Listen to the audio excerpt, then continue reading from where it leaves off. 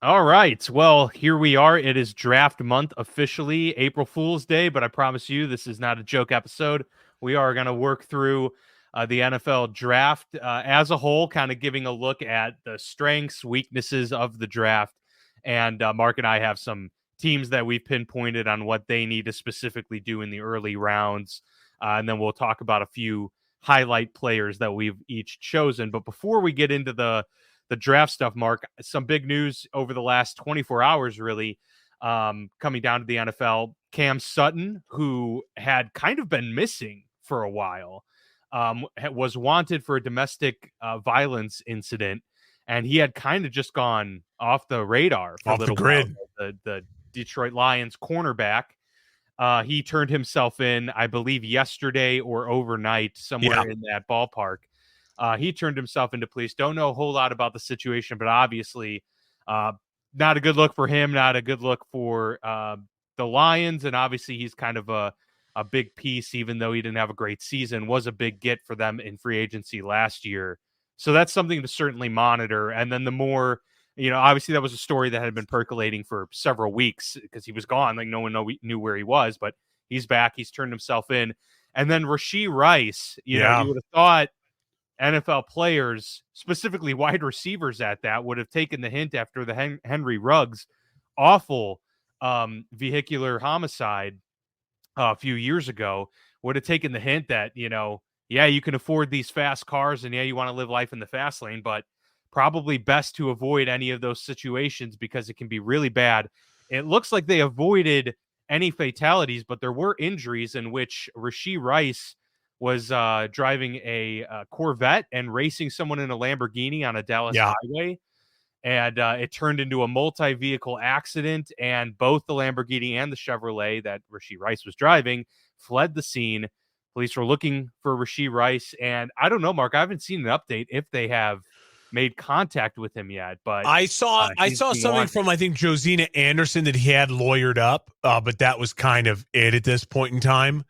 Yeah. And because there's no, as of right now, it's still speculation that he was actually driving that Corvette. It was registered to him or tied to him in some way, shape, or form.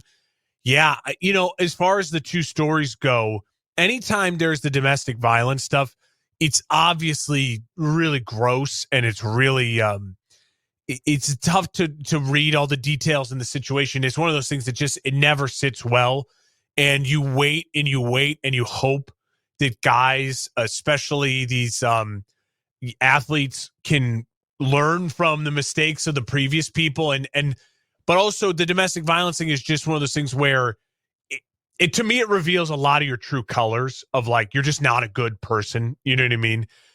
I don't care what kind of stress you're under financially. Relationships are tough. They can be messy. They can be gross at times. But if you ever result to putting your hands or physically, assaulting someone, especially someone that you're supposed to be in a relationship with, I don't care if it's a woman on a man or man on a woman, man on man, woman, like whatever it is. That's like it just, to me, it reveals a lot of your true colors, and like it's just gross. And I think the NFL does a really good job of basically when that happens, and if it's proven that person did that, they pretty much go by the wayside and their career is over pretty quickly. I mean, you look at the Ray Rices of the world, they never really played football again. And I think that's kind of one of those things that the NFL is really good at cleansing that stuff out, because besides quarterbacks, a lot of players are kind of a dime a dozen. You know what I mean? And a star left tackle, a star edge rusher, yeah, they can be really hard to replace, right? They can be really hard to find if you have one of those people and they lose them unexpectedly. But for the most part, you can replace these guys if you're not willing to take your career seriously and your life seriously. And that's a similar thing I feel about Rashee Rice. Like, this is so dumb. And Rashee Rice, what really kills me with him is so young. I mean, he just finished his rookie season. This guy's 22, 23 years old. On the rise. Yeah, absolutely. And what's really concerning is it's your first off season, right? So it's your first chance to show your league, your coaches, your teammates, your coaches, all of that you not only can handle the success that you've gone under, but you can be trusted to be, a good member of society. The NFL loves to help these guys create charities, create causes, to do camps, to do all these things, to just be like, hey, we're going to help you save your money. We're also going to help you find ways to make your communities a better place, because they know a lot of these guys come from tough neighborhoods. And like the first, they build up the Walter Payton Man of the Year award. That's you're a month and a half removed from the Super Bowl, barely scratching the start of the offseason, and you are doing dumb stuff like this. And the thing that's really concerning is you make the dumb decision to street race your boys, whatever, right? You got guns in the car. That's what TMZ's reporting. Part of they saw guns with these guys as they were leaving their vehicles. So you have a bad decision on top of a bad decision. That's like saying, hey, drinking and driving is really dumb. Really, really dumb. Drinking and driving while also then smoking weed out the window is really, really dumb. Drinking, driving, smoking weed while drinking a beer, really, really, really dumb. You know what I mean? Yeah. Drinking, driving, smoking beer, weed, and guns, they're compound. He didn't make just one bad decision. It wasn't like he had too many drinks and then he got behind the wheel. He made a bunch of bad decisions in a row, like guns in the car, drag racing against your boys, causing the accident, and then not saying to yourselves, okay, shit, this went too far.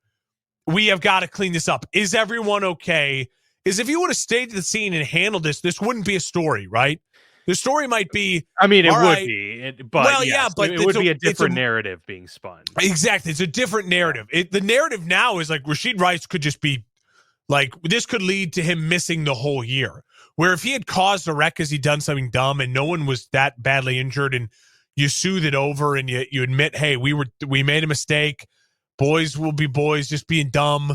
There was no drugs involved, no alcohol involved. We just were dumb and it was a bad mistake. And we're going to own up to it. We'd look at this like a completely different thing. And I don't know if it necessarily would be completely leading.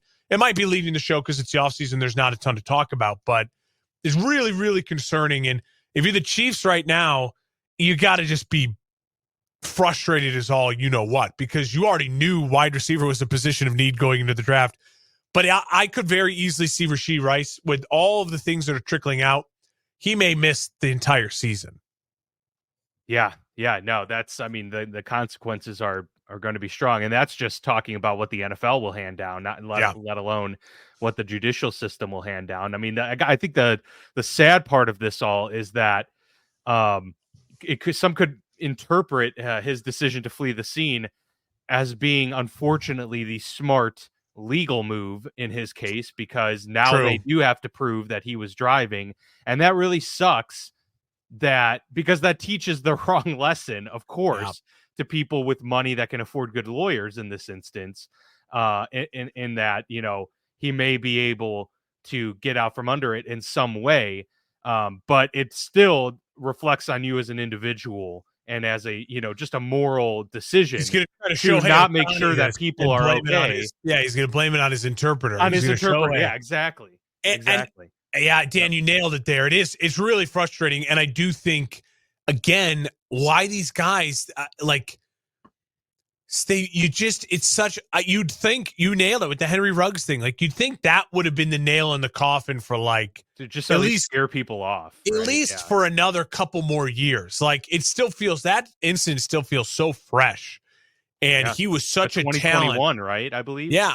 Such a talent that's just now wasting away in prison because he just couldn't help but make extremely dumb decisions. And these guys, I mean, it's hard. We all can say, we all did dumb stuff when we were 20, 21, 22, 23. How much more dumb would we have been if we had millions of dollars at our fingertips? I don't know. You'd like to say you have the right people around you, you'd make the right decisions, but Rashid Rice right now looks like he just made a bunch of bad decisions in a row. And I wouldn't blame the NFL even just for the optics of this. And you know what I mean? Again, teaching, because he matters to the Kansas City Chiefs, but in the whole of the NFL, Rashid Rice is a dime a dozen player, right? Yeah. So if you're the NFL, protecting your shield and protecting your brand, which they always do, wouldn't shock me at all if Roger Goodell came down extremely hard just to say, listen, we don't owe the Chiefs anything. and we don't owe you anything, Rashee Rice. You're not the face of the league. You haven't done anything for us in that regard, except now cause us nothing but a headache, a PR nightmare for this kind of, ongoing theme of young star, players doing really, really dumb decisions. And so, yeah, it wouldn't shock me at all if the league came down hard on Rashee Rice for sure. Yeah. Well, we'll more to come on that for sure, and we'll keep you all informed as we become more informed on how the situation develops. But enough of that talk. We're going to get ourselves into the NFL draft now, getting ready for the 24 big selection day coming up here in just under 3.5 weeks or so. So very excited to see how things shake out there. But we're going to go over some of the do's, the don'ts, the big gets for this year's draft, a very top-heavy draft that we'll be going over here coming up shortly. Let's launch ourselves into the 2024 NFL Draft Overview.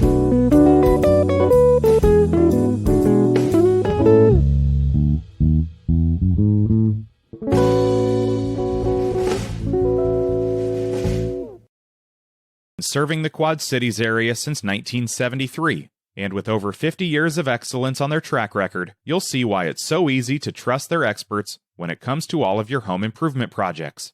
This family-owned business has you covered on all your needs. Protect your home or building from the elements today and get great roof repair services. Need new windows? No problem.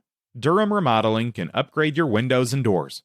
Whether you want to upgrade the little details in your home or office, or want to tear a room down and start fresh, the expert contractors at Durham Remodeling have your back. Even the smallest changes can completely transform your space. Ready to start entertaining your friends for backyard barbecues? Durham Remodeling will help you plan, design, and build your deck and patio for the perfect outdoor space. Durham Remodeling's work is 100% guaranteed, so you can rest assured that you're getting the best service around. Call 309-786-6715 today for your free estimate for all your roofing, siding, flooring, windows, and painting needs. That's Durham Remodeling, 309-786-6715. All right, welcome back in. Dan and Mark here with you on the Football Lounge with Mark and Dan, part of the For Frequency's Sake podcast network. Check out all the shows at forfantasysakeqc.com. Mark, we'll talk about this 2024 NFL draft class and kind of all of the, top positions to target early and often in this one. We had talked about this off air a couple of times and how really it seems the consensus is that the first 2 to 3 rounds are just money with a lot of different positions. And then it really tapers off rounds 4 through 7. The depth, not very good in this one. The last time 4 quarterbacks were taken in the top 10 was in 2018. We may very well see this being the first in 6 years, given this quarterback class is so prevalent and just obviously a lot of pro quality quarterbacks ready to contribute early. Outside of the quarterback position, or maybe if you wanted to expand on the quarterback position, go ahead. But curious what sticks out to you in terms of position groupings for this draft overall. Well, wide receiver, we talked about it before on the show. I really feel like it wouldn't shock me at all if this draft went quarterback, wide receiver, in the top 6 in that order. I really don't. So you have, to me, 3 really game-breaking wide receivers that are all worthy of a top 10 pick. And then when you look at it, there's some really great offensive tackles, I think, in this draft.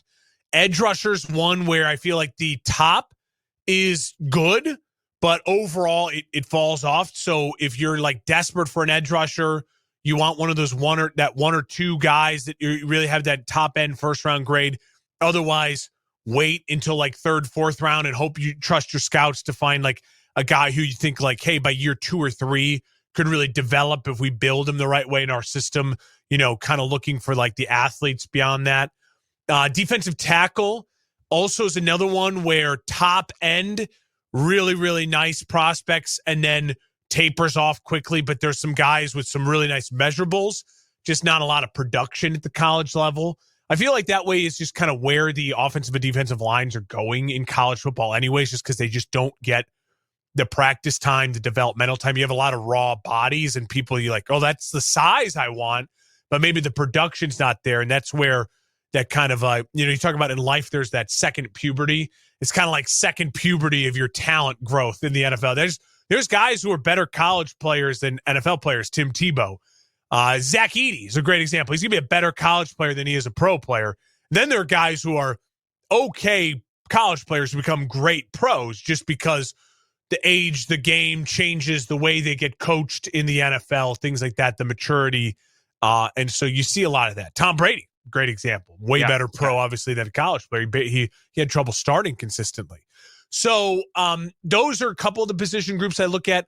One of the things to me, I always try to keep my eye on when you're going to the draft is over the last couple of years, the NFL has really become quarterback, protect your quarterback, get after the other team's quarterback. Those are the three big things, right? So you'd think quarterback, tackles, and then like edge rushers. Those are like the three priorities. But one of the things that I think you're seeing a premium on now too is corners who can ball out and play on their first contract. Finding cornerbacks and defensive backs that are on the rookie deals, because paying defensive backs a ton of money is always tough. And we always feel like a guy, after they get paid that big contract, the Jamal Adams of the world, I know he's a safety, but you think about guys in their second contract, they never live up to those giant second contracts as a corner, right? Like the shutdown corners.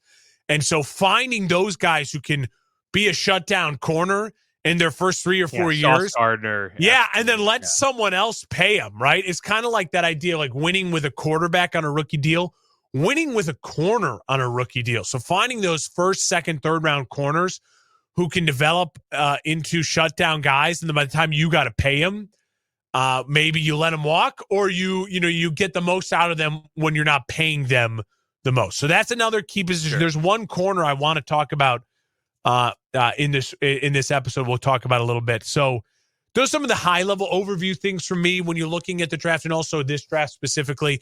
Obviously, the quarterback's going to be fascinating because there are, to me, 6 names that could be called in round 1, and easily that will be really exciting to see if we actually get 6 names called in round 1 or not, and who are the ones that fall.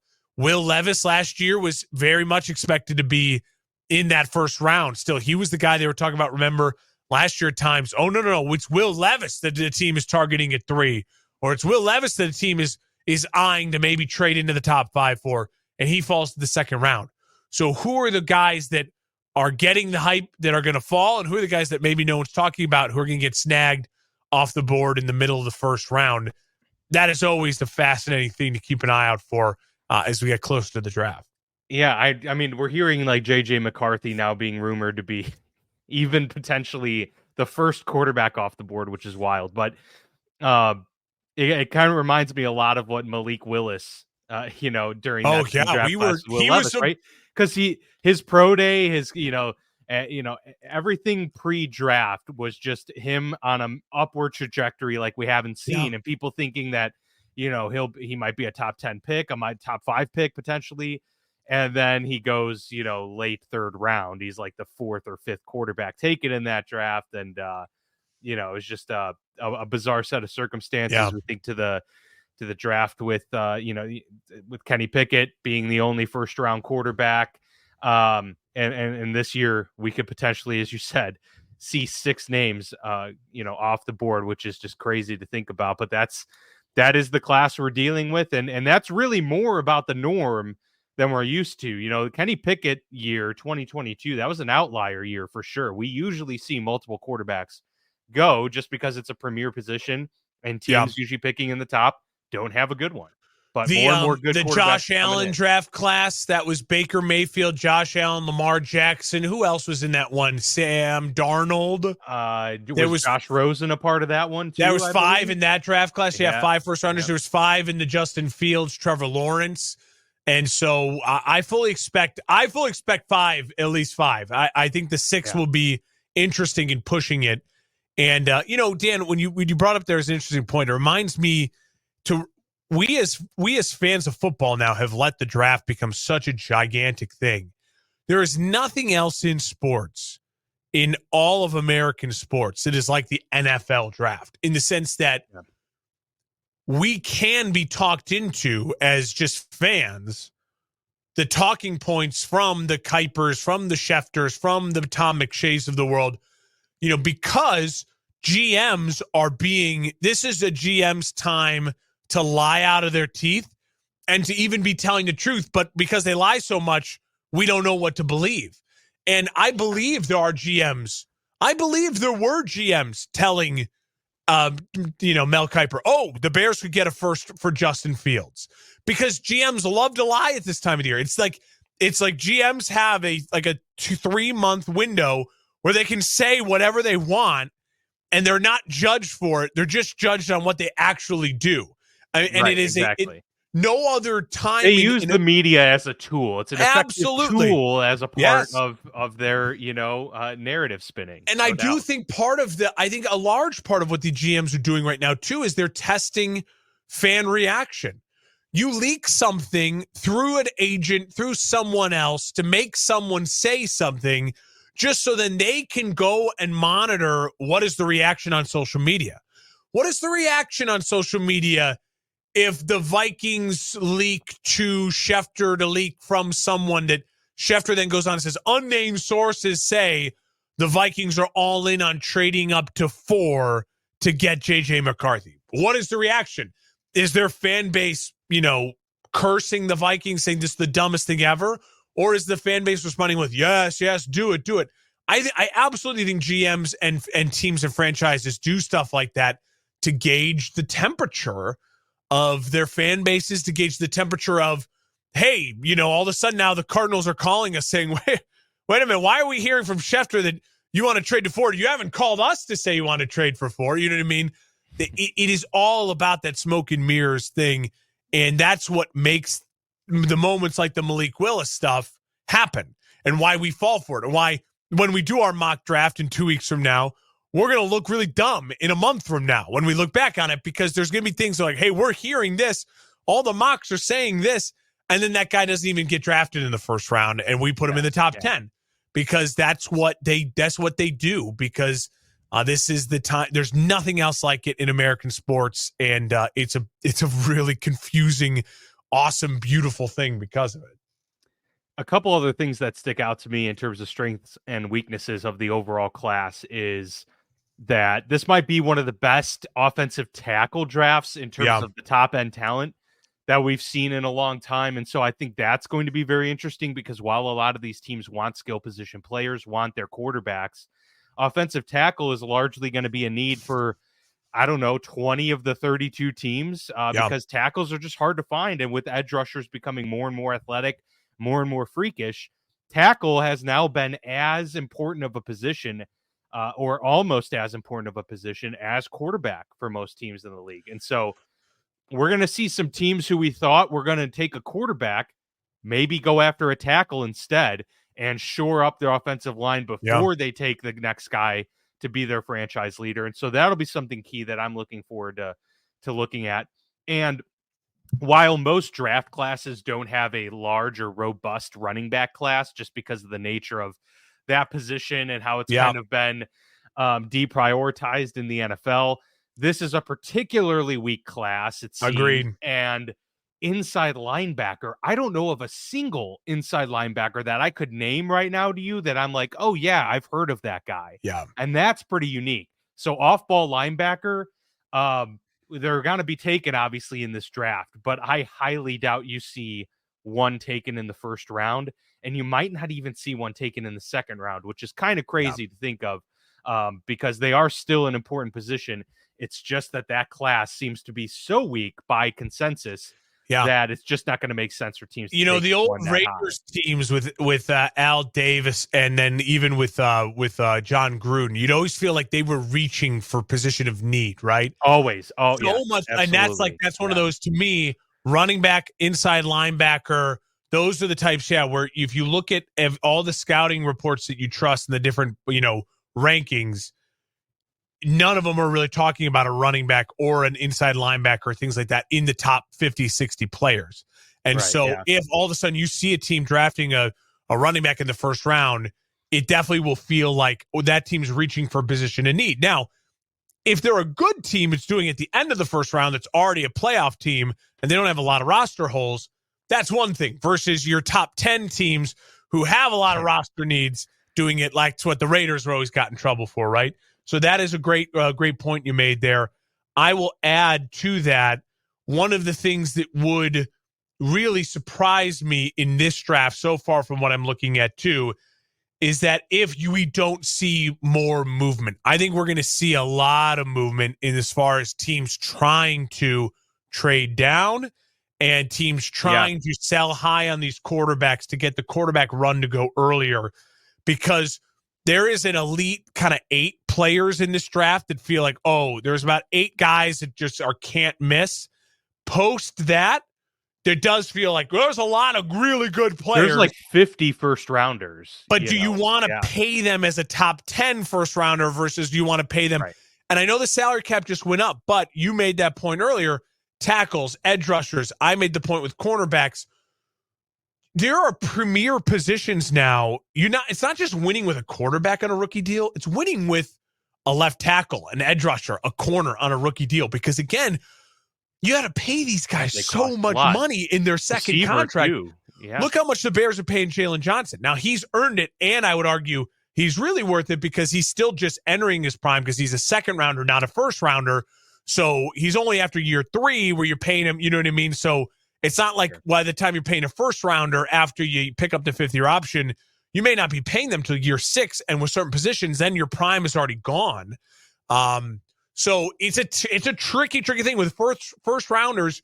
You really got to hit, and you really got to get the most out of them to where you either lock them up to after year 3 because they're that successful, or you play out their 5 years and you let someone else try to pay them and figure it on out. And it's just the name of the game with how much teams are paying quarterbacks and paying some of these big name contracts for players. You want to win with quarterbacks, tackles, edge rushers on rookie deals for sure. Absolutely. Yeah. It makes things a lot easier for the cap gurus in house to kind of finagle that every year with a little bit less of a taxing amount on the team. All right. We both kind of picked 3 teams in the respective conferences of our favorite teams. Yeah. So you, being the Bears fan, picked 3 NFC teams, 1 being the Bears. I picked 3 AFC teams, 1 being the Steelers, and kind of targeting positions that we're basically saying if they don't take this position in the first 2 rounds, it's not good. It's a kind of a must-have, if you will, for these teams to address early in this draft and make sure they get one of the premier positions. So I'll let you go first with the Bears and tell me kind of what the need, and obviously with being the number 1 overall pick, there's kind of a no-brainer there, but more interested in seeing what do you think they need to attack at number 9, or at the very least in early round 2 as well. So obviously the biggest need is quarterback, and we don't want to beat that nail into the ground, beat that horse dead. It's already dead. I will say at number 9, to me, the biggest need is to trade down. If one of the 3 wide receivers is not there, to me at number 9, it should be all about targeting Harrison Jr., Neighbors, or Odunze, right? And so if one of those 3 is not there, I'm very, very pro trading down. A lot of people are talking about the tackle out of Penn State, Fashanu, the top edge rusher at that point in time, depending on who you have ranked there. My priority at that point in time would be, the Bears really don't have a ton of draft capital in this draft. They have the 1 and the 9, which is awesome. Getting 2 top 10 picks would be great if one of those 3 wide receivers is still there. But if they're not, I'm then looking to add more capital. And 9 would be a really great spot if a quarterback is willing to trade down. So to me, that's what I would love to see the Bears do most at number 9, is get me one of those 3 top wide receivers. If they can't do that, get out of that pick, get into the teens. there's going to be a great player still available for you that will help your team, that will fill a need, whether then maybe it's interior offensive line, whether maybe it's then edge opposite of Sweat. Maybe it's another one of the wide receivers, the kid out of Texas, you know what I mean? Depending on how you rank people, to where you still could go get a player. The Bears also, are in desperate need of, in my opinion, another, young safety. Maybe at that point in time you look at like, hey, this is the Kevin Byard replacement, in that late first round, depending on how far you trade back. You don't want to take a safety too early in the first round.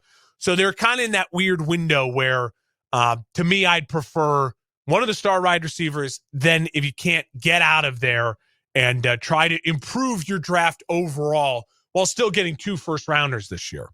Yeah, and maybe so is the goal to try and get a second in that case. Like you want to get back to the second round of this draft. Get back in the second round because, again, there's that a lot of the top 60 players, top 50 players, there's a ton of them. And so can you end up with 3 of the top 50, Caleb Williams being one, as opposed to just 2 of the top 50, where at number 9 you might be overpaying for a guy you could still get at 13, 14, 15, depending on, again, quality. Team, the Bears' need versus what's still available. The tackles and the quarterbacks, keep an eye for it. The wide receivers are gone. The tackles and the quarterbacks, that means will be a high priority for teams at number 9, because that means there'll still probably be one of those elite tackles and maybe 2 or 3 of those quarterbacks still available. So the Bears could maybe get a little bit more for that number 9 pick in trading out if the wide receivers are gone at that point. For the Pittsburgh Steelers, they pick at 20, and it's a very interesting situation that they find themselves in, because they actually do have like a few kind of dire needs. Yeah. They're absolutely starved for a center. That's the Bears too. They desperately but you can't draft one in the first round. You just can't do it. Yeah, I mean, at 20, a lot of people have been, alluding to Jackson Powers Johnson of Oregon, because there's essentially, by consensus, 3 centers in this draft that are starter capable in year 1. Yeah. And so you roll the dice. If you don't take them in the first round, is it going to make it to you? And I think pick 51 is what the Steelers have. Like, is one of those centers going to make it all the way 30 picks later? You probably, if it were me, I agree with you. I don't think I would feel great with them going all eggs into that basket in the first round, because that's such a premium pick. If anything, I would want them to trade down a little bit. If you can trade down to 30 and then you take a center there, I'd feel a little bit more comfortable with that. And you pick up an early third or a late second for that. That'd be awesome. So I'd be all game for that. If they stay at 20, I think it's pretty clear. They traded Deontay Johnson. They're now in the market for a wide receiver to be taken in the first round. And if there's a team that can get the most out of a top talent at the position, it's the Pittsburgh Steelers. So for the Steelers, who haven't taken a wide receiver in the first round in quite some time, I think it'd be awesome for them to get a great talent, because what I feel they could get out of that is exponential in just the first year. There's going to be guys like a Brian Thomas largely available at that spot. Gosh, if Odunze somehow falls that far, I mean, that'd be amazing. Jalen Polk, even, like, there are some really, really good wide receivers that you can target early in this class. So I think wide receiver is firmly in play for them. Cornerback, while it is a need for this team still, they do have clearly a number 1 now in Joey Porter Jr. I feel confident saying that finally they've got their cornerback 1, which they've been looking for probably 6 years. They got Dante Jackson from the Panthers. Not ideal to have as your number 2, but there's worse number 2s out there. He's a capable player, yeah.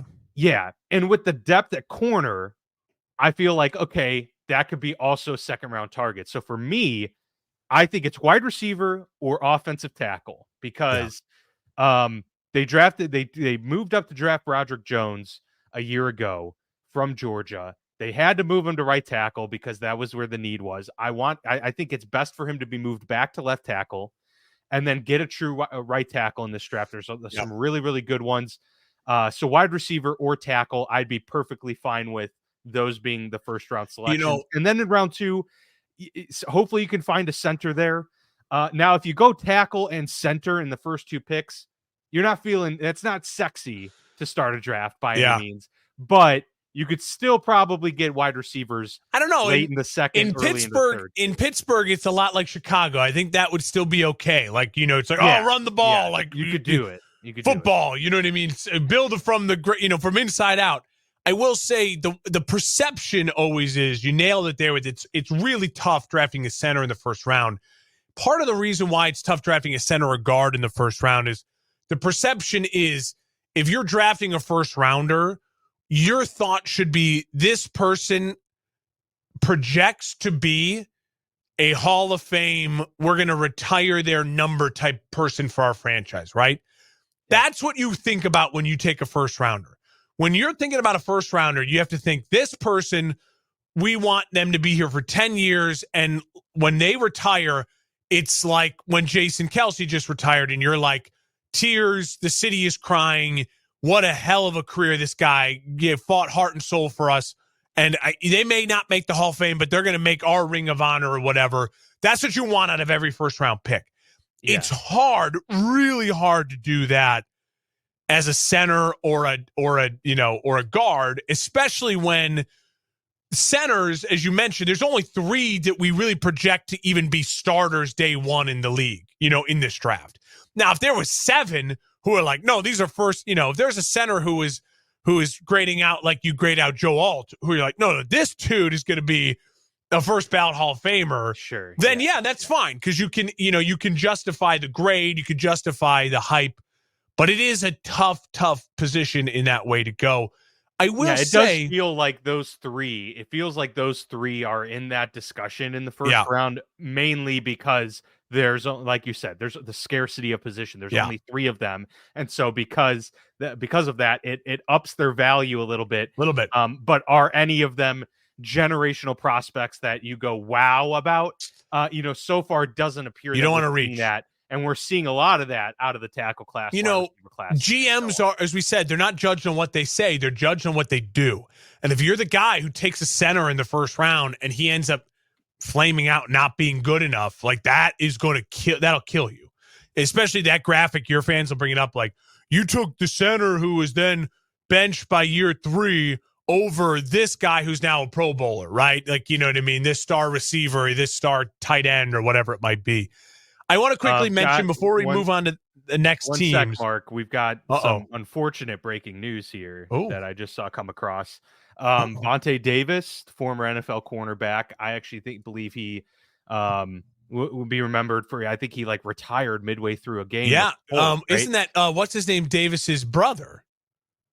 Is it Terrell Davis? I'm not sure. I don't know. Vontae Davis. I don't know what. But he was found dead, unfortunately, at the age of 35 in his home in South Florida, which is, man, it seems like we're a lot of former pro athletes are, dying at such early ages. I'm just reading the article right now and reading this information. I just saw the ESPN ping on the phone, so I'm not sure who was reporting it. I'm sure. I thought that was Vernon Davis's brother. Oh, yeah, that could be because they would be around the same age. They're saying that the preliminary investigation says foul play was not involved. Oh, terrible, brutal. So yeah, sorry to he did retire bring at that downer halftime of a news, but that stuck out for sure. So yeah, terrible news. What I will say about before the Bears, before we move on, because I know Bears fans will come at me. Well, you glossed over tackles so quickly at 9. Listen, if Alta Fashanu is there and the Bears are sold on them, then they better be sold on Jones moving into one of the guard spots, because Braxton Jones has become a really solid tackle for the Chicago Bears, a left tackle. And if you're sold then on and him playing guard, and if Ryan Poles and the coaching staff is like, no, this dude could really, really be a star guard. Guard now is where the Bears, they have a little extra depth if they then trust one of those guards to then be their starting center going forward, Davis or whoever it might be, Tevin Jenkins. But I just don't think they're thinking that way. But maybe I'm wrong. Maybe they look at it and they say the goal is to get Caleb. And then, yeah, we like Braxton Jones, but we'd rather him be our swing backup tackle and just go with an all-world Fashanu. If that's what they're sold on, I'll trust it. But I just think at this point in time, getting more picks and or the star wide receiver is more important right now than improving an already really solid position with the Bears have. They need a starting center. That is desperate. I am curious before you move on to your next team. Yeah. The options at 9, if those 3 receivers are off the board, was Brock Bowers in consideration in your mind? For or is me, it just because you'd have 2 tight ends, even though he's really more of a hybrid guy, a receiver? We'll talk Brock Bowers here in a little bit. I have him as one of my kind of 3 players I wanted to touch on. Me too. Oh, that's good. So I'll save it for that. I will just say for me right now, again, in my world, no. In my world, if someone's in love with Brock Bowers, let them trade up and let's improve our draft, right? Yeah. If the Bears decide to go with Brock Bowers, well, I'm going to be pumped to see exactly how they plan to use him then. And then, then that offense is like, oh, okay, what are we doing with this offense then? Because this could be really, I mean, what is this offense going to look like? Because now there are a lot of mouths to feed. And I worry then, like, are you going to basically turn Brock Bowers into an X receiver? Like, what is his role going to be? Because if Keenan Allen is not, I don't expect Keenan Allen to play 17 games for Chicago Bears. I expect him to play 13. You know what I mean? Like, that's just like, he's going to tweak a hamstring at some point. He's going to tweak an ankle. He's just that guy who gets a little beat up this late in his career. So, I mean, yeah, DJ Moore with Brock Bowers and Cole Kmet, that's still really nice pretty good weapons for Caleb Williams. But, again, there's a lot of depth and there's a lot of still need for this Bears. Yeah, they need a starting center. They need guard depth. They need an edge rusher. Like, they have 3 really important positions. And I would argue they need a wide receiver number 3. Like, wide receiver number 3, center, edge, and quarterback. Obviously, those are 4. Like, they cannot start the season without improving those 4 slots immediately. So, Arizona is what I want to talk about next, because Arizona to me is so fascinating. Arizona holds the keys to the draft. Like, we feel like we know Arizona is kind of the linchpin of where the floodgates could open as far as chaos. You know what I mean? You're waiting for that Adam Schefter alert of the Shefty bomb of Arizona's traded with the Minnesota Vikings, and now we expect it to go quarterback, right? So Arizona is such a crucial part of this whole thing. Arizona cannot afford to miss out on Harrison Jr., Neighbors, or Dunze. They've got to. If you're Arizona and any team that's calling you is saying, all right, that's great, you want to move up from 13 or you want to move up from 12, fine, but can you find me that other trade partner then who's willing to move back to 12? Because we're not willing to move back beyond 8 or 9 to where we are going to miss out on one of these 3 wide receivers. We just can't do it. Like, they need a number 1.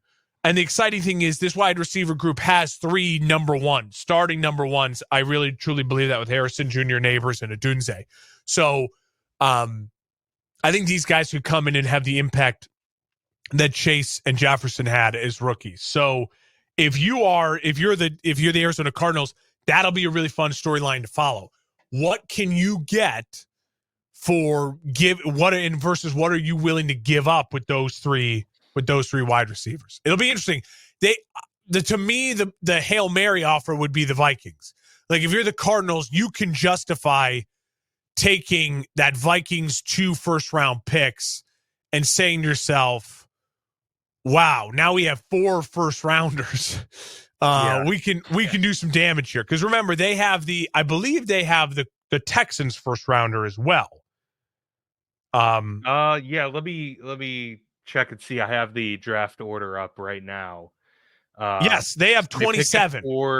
They have 27. So there you go. They would then end up having 11, 23, and 27. So if you're Arizona, could you justify moving off on one of those really crucial players to just say, well, you know what? We're gaining an extra first round pick and probably more. Like they'll probably get and they'll probably trade out of one of those.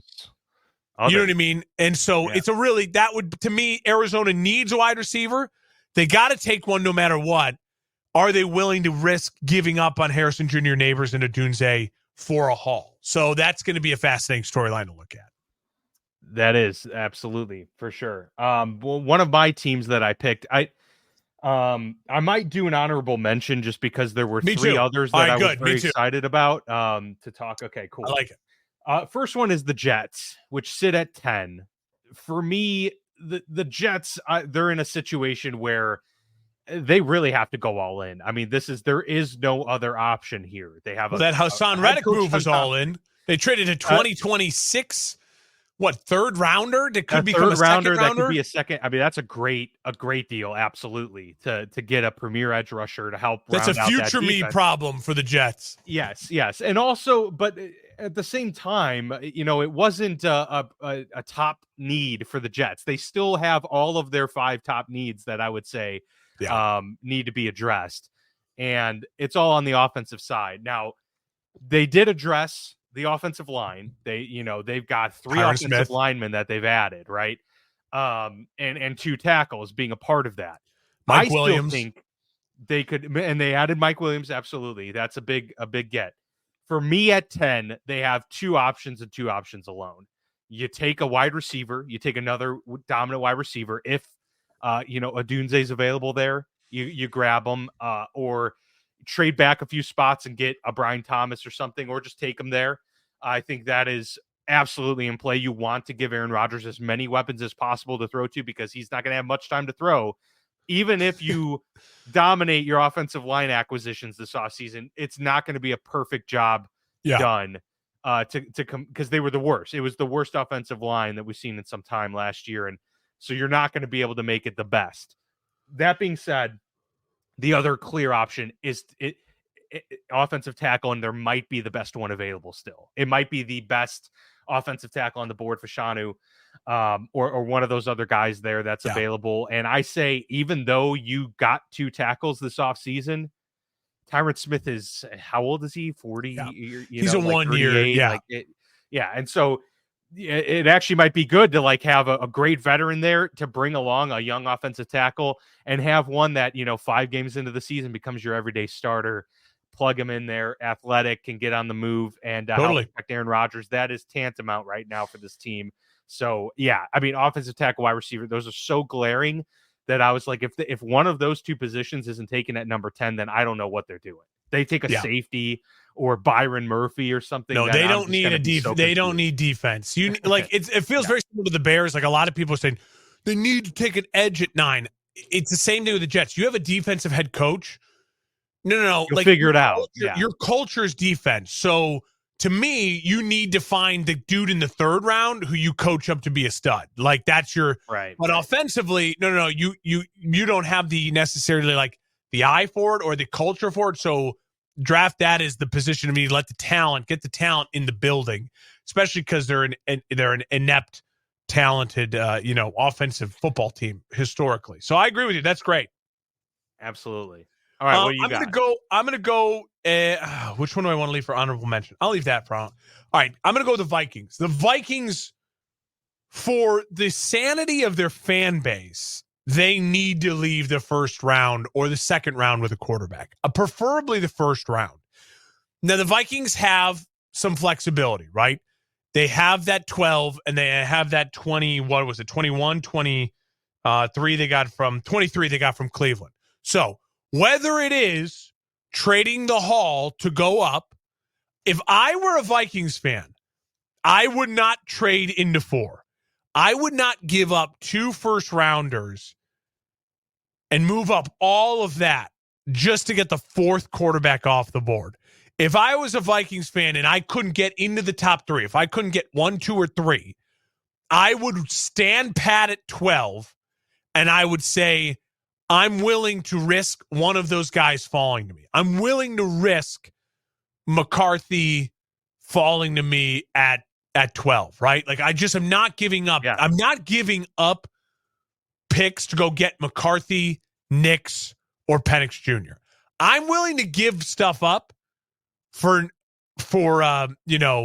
Williams, for Drake May, for Jane Daniels. I'm willing to give stuff up. I'm willing to move up for those guys. I'm not willing to move up for Nix, and the other two, McCarthy and Penix Jr. So that's going to be fascinating because if you're a Vikings fan and you're leaving, you pick at 12 and you don't take a quarterback there, and McCarthy is still on the board. It's 11 actually, but yeah. At 11, if you pick at 11 and you don't take a quarterback there, and McCarthy's still on the board, Nix is still on the board, and Penix is still on the board, then you run into that situation where are you praying one of them is still there at 23, or is this the organization telling you we truly don't like any of those guys, and we're going to take a flyer on someone maybe in the second round or the third round, but otherwise we're going to ride with Sam Darnold for a year. And maybe then the Vikings are also telling you we're going to try to put ourselves in the position that the Falcons were in a year ago where, hey, we're going to try to make it work with a veteran quarterback, or we're going to be, in a position to where we're drafting a quarterback really high next year because we're going to lose some games and we're going to end up with a top 10 pick. Or maybe they end up in a world where they are the destination for a veteran quarterback next year, i.e. a Kirk Cousins type of someone who needs a home to go to.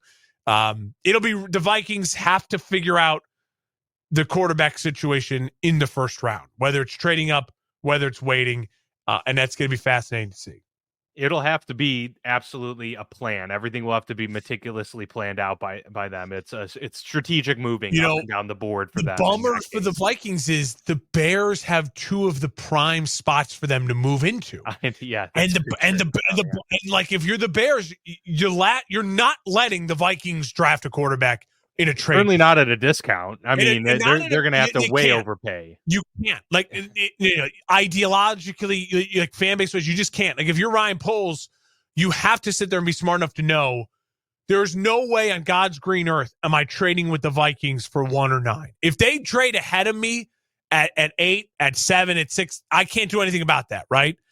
And they go get a quarterback. I mean, yeah, but if the Vikings give you there's never an offer that's too, but if the Vikings way overpay to get to 9, for instance, they would have to give up. They'd have to give up 11 and 23 for 9. Yeah. And even then, is it worth it then if you're the Bears, if JJ McCarthy goes 2-0 against the Bears next year and he wins 10 games? Well, also, is it worth it for the Vikings at that point to jump 2 spots because you're only jumping the Jets? And in this point, are the Jets going to take a quarterback at 10 if that's the case? I mean, they could. Maybe some could argue they should, but if you're trying to win now with Aaron Rodgers, it's not the prudent move to then take the quarterback of the future at number 10. So that's what scares you. They would have to be worried about being traded. Is someone trading with the Jets to jump the Vikings? What scares you if you're Minnesota is, you need the fourth quarterback could come off the board at 6, at 8, at 6. Really, I mean that's it. Yeah. I mean you New York. Or 8. I mean the Falcons could take a quarterback. Or if any of those teams are open to trade, if the Chargers, Giants, Tennessee, Falcons, Chicago, if Denver, Vegas want to get ahead of them, New Orleans or Seattle want to get ahead of them, that's what scares them. Is the Vikings are in a decent spot unless someone trades ahead of them. And then do you overthink it and do you trade up so high that no one can trade ahead of you? Then you're what you can't give up 2 first rounders and only go to 5, because then you leave yourself so vulnerable for someone still to jump you at 4. And so it's 4 or nothing in a lot of weird ways. So it's going to be, that's why to me, the Vikings, Arizona were 2 no-brainers for this first rounder. I mean, it's crazy. I mean, they're going to control the talk and the draft until the day of. The Falcons are also really interesting to me because I do wonder if I wouldn't rule them out of the quarterback sweepstakes because yes, they've signed Kirk Cousins, but it also could just be a 2-year deal the way it's written and worked out. And there's certainly precedence for quarterbacks sitting and learning. And with Kirk Cousins, are they planning on being inside the top 10 pick over the next few years? Probably not. They're probably looking more at about 15. And how are they going to get their quarterback of the future at that point? So I am curious. Yeah. If a nice fourth quarterback option is available to the Falcons, would they consider taking one? That'll be interesting to see. It would be interesting. They do have just other needs, and I think if you're Atlanta, the benefit of that is very small, in the sense that if Kirk doesn't play well right off the bat, like, you then have this. There's worse issues. You then have this whole, like, put in the rookie, like, and then you're paying him so much money. So that's a tough. And you got to make sure that you set up Kirk to succeed, because you're paying him this money, and I'm with you in the sense that it's maybe a smart decision long term for their franchise, but I also think they put themselves in a position where they would be much smarter to take a guy in the third round, fourth round. They should definitely take a third or fourth rounder on a quarterback that they like, who they could project to be like, hey, what could this guy look like in 2 years under Kirk Cousins, learning the game? Does he have the measurables, the intangibles? Can he get bigger, stronger, whatever it might be? And then we might be able to stash him for 2 years and then give him a chance. That's an interesting thing if you're the Falcons, for sure. My final team is the Denver Broncos. They sit at 12. Yeah. And I'm probably eyeing Denver more than most teams, because I'm so fascinated by what they're going to do. They don't have a second round pick this year. Yep. They don't have much future capital. They have a lot of money that they're still paying Russell Wilson.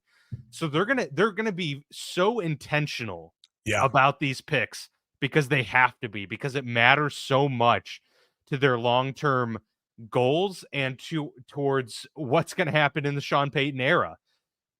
Quarterback is obviously their biggest need at 12. They're a prime candidate for trying to make a big move to go up, but at the same time, they don't have the capital to really do that. And at the same time, even if they did, they have a lot of needs that they have to address on this team. And so to get rid of so many future picks just to get what could be, I doubt that they're going to be able to trade with Washington for the number 2. And I doubt they're going to be able to trade with New England for the number 3. And so again, we're talking about trying to get the fourth best quarterback. Are you going to trade up and mortgage your future to get the fourth best quarterback in the draft? It's so interesting, because they can't afford to. Like, they just can't. They can't. I know. Because they need to trade back, and they need to get more picks and get young and cheap, because they're stuck in cap hell for 2 years. Exactly. And so if you're Denver, I mean, I truly think you're praying to the gods that Minnesota doesn't love the guy you love, and that your guy falls to you, and that you're able to take him. And if you can't and you can just do with it, what you please. I mean, Brock Bowers might be a solid matching for them if they stick there. I truly, if I was Sean Payton and if I was Denver, if I was the organization, I'd say we need to absolutely go into the tank this year. Like, we need to win less than 4 games, and just know that this is a massive reset. And I don't want it. I want to win. That's why you hired me. But the best thing we can do is completely reset after this, because otherwise the climb to trying to stay relevant and also dealing with the cap hell. West. Yeah, it's just going to be a nightmare for him. It's going to be a nightmare. So I'm with you. I mean, Denver is it's Broncos fans. I feel for him, because I have no idea what the best path is. If it was me, I don't like McCarthy, Nix, or Penix enough to just like give them the keys to my franchise. Yeah. And I trust Sean Payton as an offensive coach, but do I trust him to win in the AFC against Justin Herbert and Patrick Mahomes with JJ McCarthy or Bo Nix? Like, that seems like a losing matchup. And if you ride with that guy, you're riding with him for at least 3 years with a first rounder. It's 3 years with a first round quarterback. unless you're so inept or struggle so much like a Kenny Pickett to where it's 2 and then you have to move off him, right? So I don't think they'll be inept enough with Sean Payton as a good offensive coach to like, that's 3 years of mediocrity. And all of a sudden Sean Payton's losing his job too. And the organization's just completely starting over again. If in 3 years from now, they're trying to start over with another quarterback and God knows how many more Super Bowls Patrick Mahomes has won by then. So yeah. Let's see. The Denver's just going to be. If Sean Payton can find a way to get Denver to the playoffs next year, he really is that dude. Like he's that. I mean, that's going to be so impressive if he can do that. Yeah. My honorable mention team is the Rams. The Rams. You got to replace Aaron Donald now, and there are 2 names that I love and I think are both capable of like giving you, hey. We found a guy. He's not going to be Aaron Donald. No one's going to be Aaron Donald, but this guy's mean and he's angry up front, and he is going to command double teams. And that's Newton out of Illinois, and that's Brian Murphy, the second out of Texas. Those 2 dudes are They're men, and they are beasts, and they are legitimate 3 techniques that are first-round grades. I don't know if they're top 10 guys. Maybe.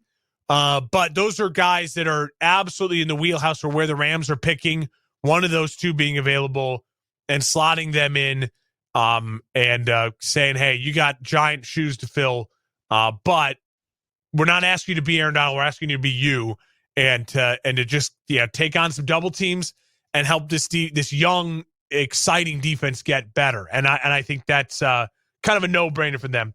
If they wait to the second round, Fisk out of FSU, shorter arms, but he's got good upside.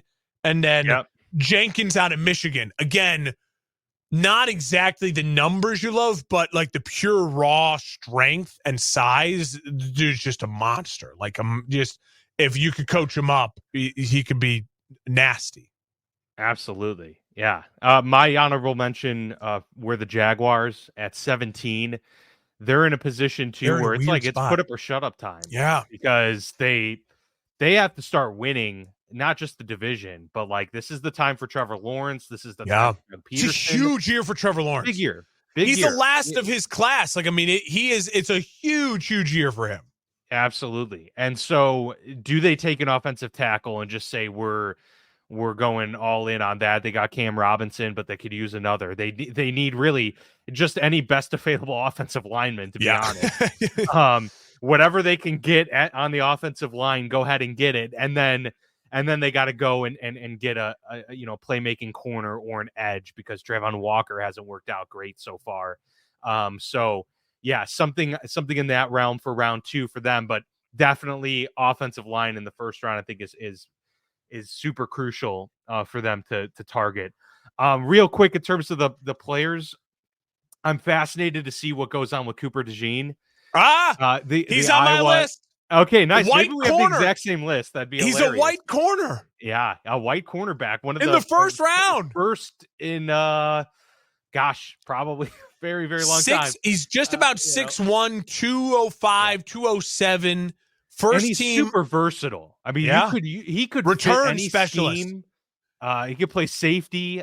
He could do anything. He really can. He's got a big star by him. I've seen a couple different draft people I trust is like a return specialist. And with these new kickoff rules, he's going to be an interesting name to keep an eye on. The white cornerback from Iowa could be a first-round pick. He's someone I could see going as early as to like the Titans if they wanted to. I mean, he seems like he'd be a fit in Tennessee. Yeah. Or, to the Rams. Like the Rams would be an interesting fit too.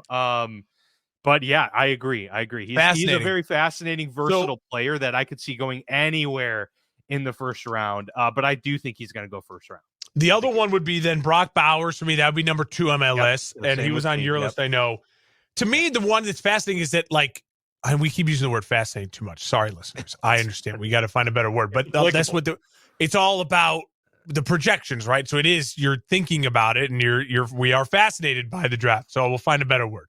But Brock Bowers, I've seen, 2 months ago, 3 months ago, 4 months ago, like drafts where it's like, oh no, he's top 5 pick. Right. Yeah, for sure. Now I've seen drafts. I saw one on CBS just like 2 days ago where Brock Bowers slid to the Chiefs Yeah. at 30. Yeah.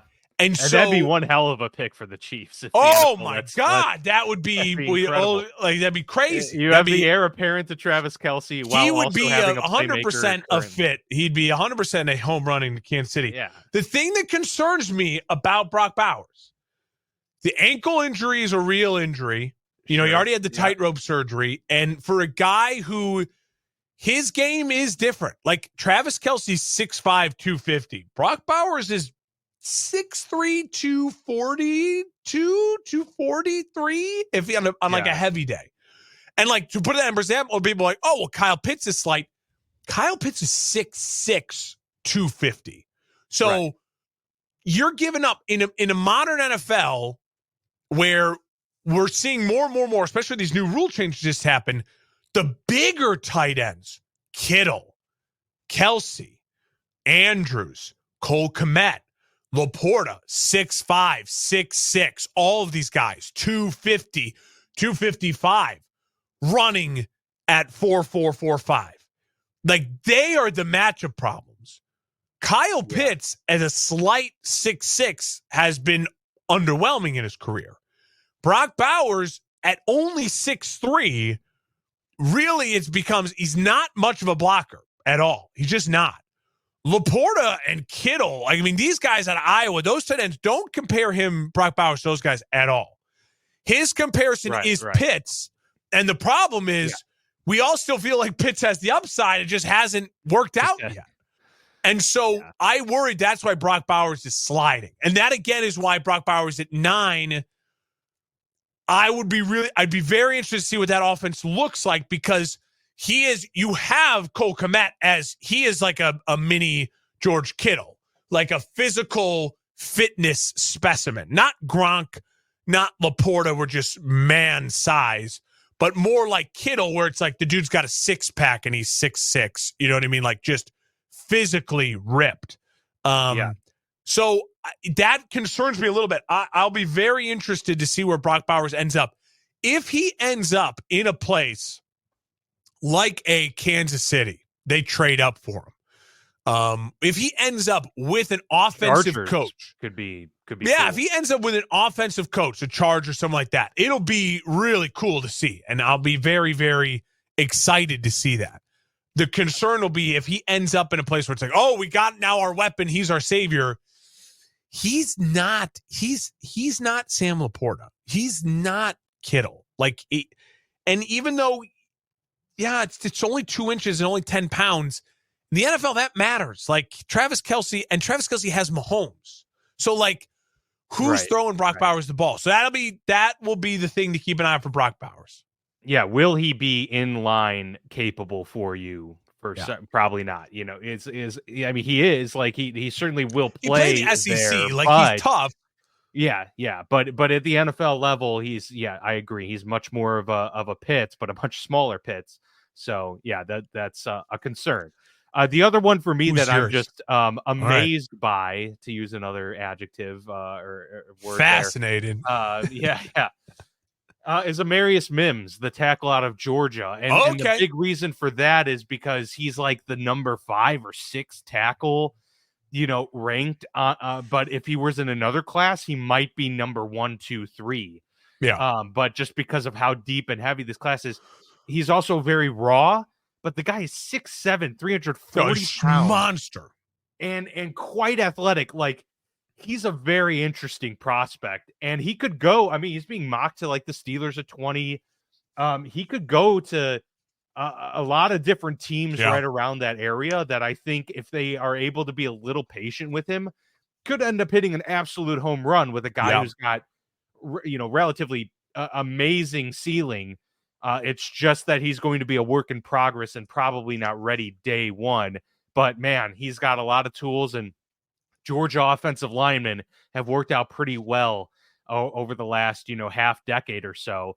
And he's also only got that 1 year of experience too. So a lot of question marks around him, but so much to like about his profile that I think I'm very interested to see how teams evaluate him and whether or not he can sneak himself into the first round, because he is valued as a top 32 player but it's also about whether teams are taking 6-7 tackles in the first round or not. So I'm going to be selfish with my last one, and I'm just going to say this is a person that I've fallen in love with. Like, I really want this person on my team, and I've got even more of a crush since the Keenan Allen move, and that's Rome Odunze.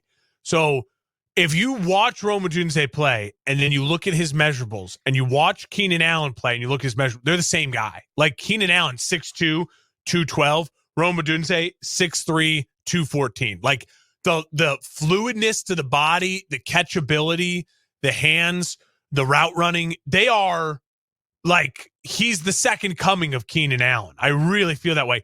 He also is not a diva wide receiver. He had 92 catches this last year, 1,600 yards, led FBS, 13 touchdowns.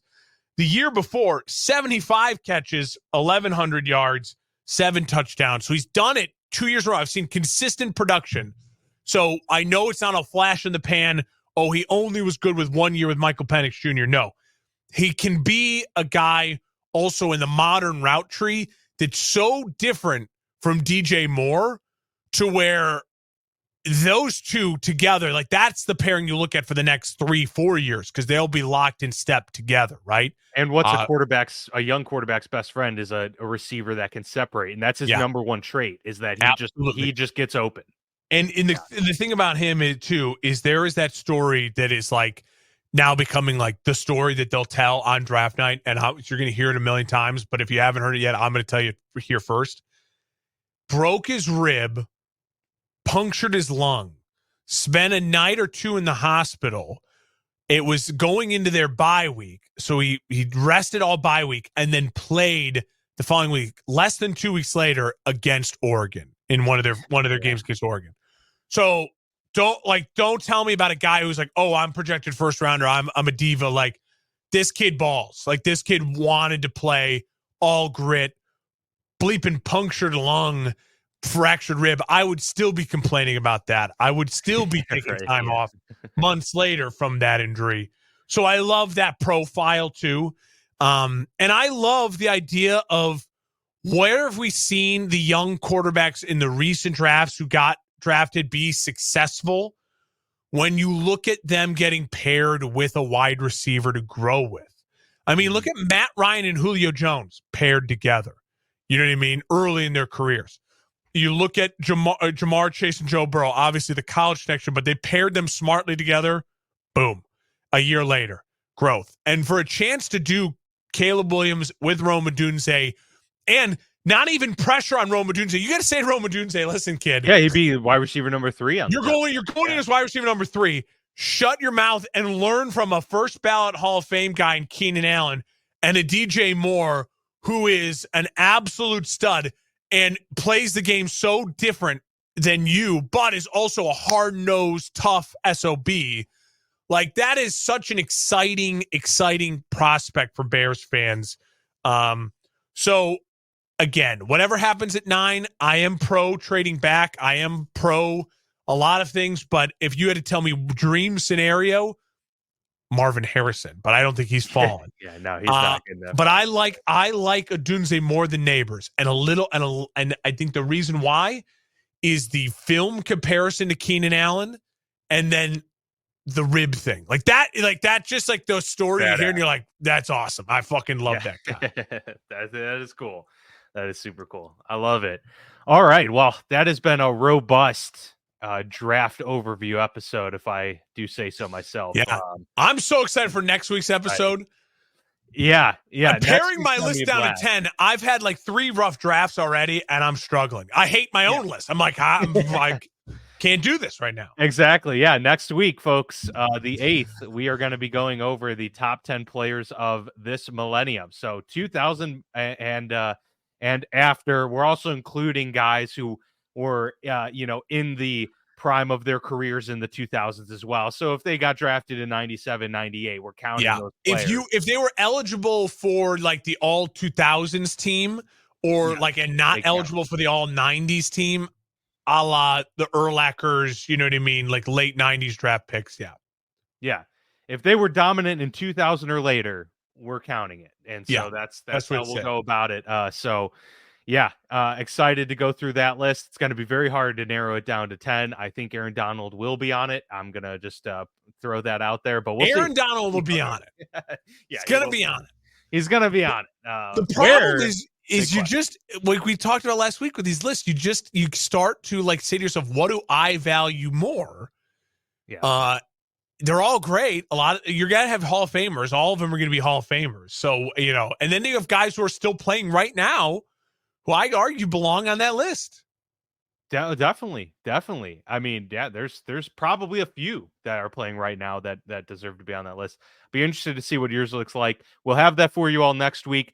The week after our official first round mock draft, we'll draft for every team in that first round, and then the week after is of course draft week, and we'll be doing a live show there reacting to the first round. So we hope you can join us there for that. But that'll do it for this episode of the Football Lounge with Mark and Dan. We will see you back here next time.